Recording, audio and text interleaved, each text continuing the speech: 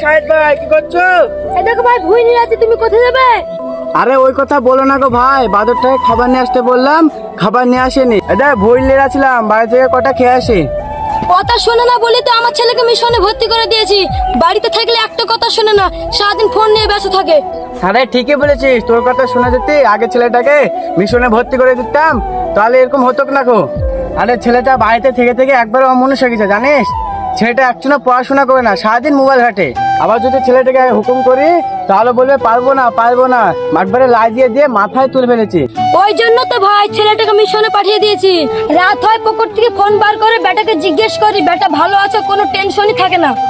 মিশনে মাস্টার আছে তারাই দেখে নেয়। ভাই আমি বিশাল বড় ভুল করে ফেলেছি। ওই দিন যদি তোর কথাটা শুনতাম, দিয়ে যদি ছেলেটাকে মিশনে পাঠাতাম, তাহলে আজ আমাকে এই দিনটা দেখতে হতো না। তাই ভাই কি করবি বল, ভাগ্য যা আছে তাই হবে। তুই বাড়ি যা, আমি বই নি নাই। ঠিক আছে ভাই, তুমি কাজ করো, আমি বাড়ি যেয়ে দুটো খেয়ে আসি। আমি এমন একটা ছেলেকে জন্ম দিচ্ছি, মাঠে খাবারটাও নিয়ে যেতে পারে, আর দুটো পেলে মেরে পিঠে চামড়া তুলে নেবো।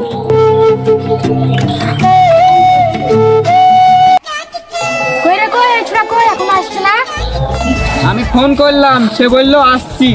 লে ওই ছোট আস্তে আস্তে এক রাউন্ড খেলা হয়ে যাবে। লে স্টার্ট কর।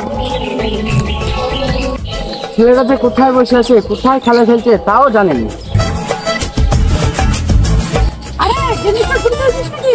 আরে এক্ষুনি স্টার্ট করলাম। আয় বস বস। আরে দাদা গেম স্টার্ট করিস না, আমি আসছি।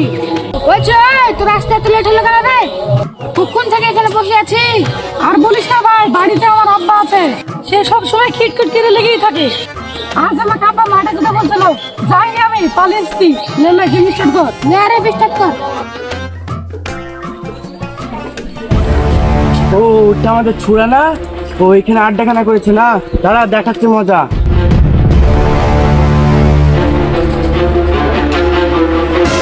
ওই তোকে সেই তখন বলেছিলাম মাঠে খাবার নিয়ে যেতে, আমাকে মাঠ থেকে বাড়ি এসে খাবার খেয়ে যেতে হচ্ছে, আর তুমি এখানে আড্ডা ঠুকছো। মাছ চাপড় তুমি আমাকে এমন করে, আর তোমার শব্দটা শুনতে হবে নাকি? চল পালা। চল পালা, এখানে ঝামেলা আছে। ওই কঠিন ব্যাপারে তো যত বড় মুখ না তত বড় কথা। ওই আমি তোর পার্টনার, আমি তোর বাপ। বাপ হয়েছে বলে সব কথা শুনতে হবে নাকি? আরে তুই যেভাবে ঢুকে আছিস আমাকে মারবি মনে হচ্ছে তো। দরকার হলে তাই করবো। লে মার আমাকে, লে মার আমাকে, লে মার। আরে লে মার আমাকে, আরে কি রে তুই, ব্যাপারটা কি হলো? আরে বলো না গো ভাই, এই ছেলেটাকে সকালবেলা খাবার নিয়ে যেতে বলেছি, খাবার নিয়ে যায়নি। সে আবার আমাকে মাঠ থেকে বাইরে এসে খাবার খেয়ে আবার মাঠে যেতে হচ্ছে। সে কথা বলছি বলে আবার আমাকে মারতে যাচ্ছে। আরে কি বলছিস রে তুই? তুমি কে আমাকে মারা? তুমি কে? এই তুই তোর বাপকে মারতে যাচ্ছিস, তুই আমাকে মারতে আসছিস, তুই পৃথিবীতে এসেছিস কার জন্য? তুই এখন ছোট ছেলে, তোর যখন মা মারা যায় তখন তুই 5-6 মাসে, তখন তোকে কে মানুষ করেছিল?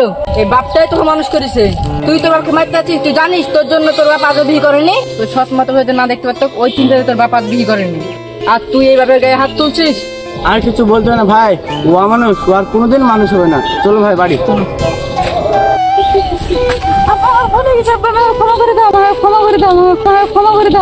দেখি ছাড়, তো তার পা ধরতে হবে না। আমাকে যতক্ষণ না ক্ষমা করবে আব্বা, আমি তোমার পা ছাড়বো না।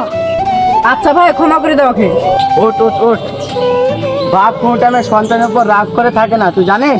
তোর কথা আমি রাগ করিনি, ছেলেরা যাই করো বাপরা কোনো সময় রাগ করে না, সবসময় তোদেরকে আমরা আশীর্বাদ করি। হ্যাঁ আব্বা, আমি ভুল করে ফেলেছি, এই ভুলের ক্ষমা হয় না, আমার একটা সুযোগ দাও। ঠিক আছে বাপ, তুই ছাড়া এই দুনিয়াতে আমার আর কি আছে যে তোর উপর রাগ করে থাকবো? চল বাড়ি চল। মোগল ভাই সাইকেলটা নিয়ে আসো। ঠিক আছে।